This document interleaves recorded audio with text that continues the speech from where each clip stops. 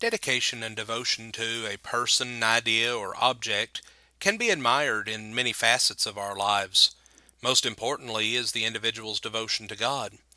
Reflecting upon this idea has led me to observe the people who are around me. Those who are devoted to God display different attributes from those who are not devoted. The differences in attributes cause God's children at times to be viewed as strange, but this is not a new thing. Peter said they think it strange that you do not run with them in the same flood of dissipation, speaking evil against you, 1 Peter 4 and verse 4. People in the world see the marks of the different things Christians are doing, and these marks are simply indicators of our devotion to God. Individuals will either display these marks with great joy, attempt to hide these marks, or in many cases refuse to bear such markings. In the Old Testament, every seventh year, the Israelites were instructed to release the debtors as well as slaves. The slaves were given a choice to leave free with gifts from the master, or to remain and stay forever, Deuteronomy 15 verses 12 through 18.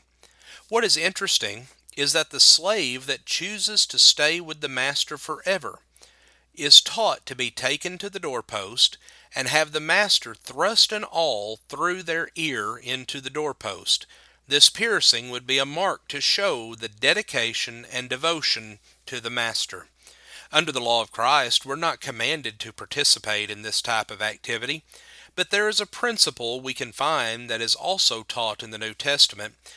When we are dedicated and devoted to God, we will have a mark upon our character as the Israelite slave bore the marking of a piercing to demonstrate their devotion to their master.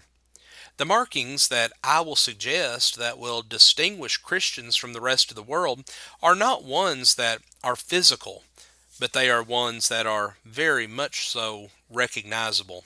First, we love our neighbor as ourselves. When Jesus was asked what the greatest commandment was, he replied, to love God with all your heart, soul, and mind, Matthew 22, verses 37 and 38. However, Jesus did not stop there, but continued with the second greatest commandment, which was to love one's neighbor as himself, Matthew 22 and verse 39. This principle is good when practiced, for it causes each person to stop looking at the needs of self and to look at the needs of others. It's no wonder James referred to this instruction as the royal law in James 2 and verse 8. People would no longer cause harm to others, but will do what is in the best interests of others. Often the mentality is either trade tooth for tooth, or it's to get the best of the other before they get you. These mentalities are both unloving and ungodly. Satan deceives people with all the bad things in the world. By dwelling upon all the bad things that could happen to a person, causes one to be apprehensive toward others and untrusting. This switches the trust of security from God to self. Paul said, if God is for us, who can be against us? Romans 8 and verse 31. But it is true that bad things do happen to good people. But this does not negate our individual responsibility to love one another. Despite what people may do to us, we are expected to love one another. The reason why we love others is because of the love that we receive from God. John said in 1 John 4 and verse 11, Beloved, if God so loved us, we also ought to love one another. Who are we to despise God's creation? We are truly no better than anyone else. Just unprofitable servants striving to do the will of God, Luke 17 and verse 10. As we act with love, our deeds are meaningful. Without a motive of love, our actions are worthless, 1 Corinthians 13 and verse 3.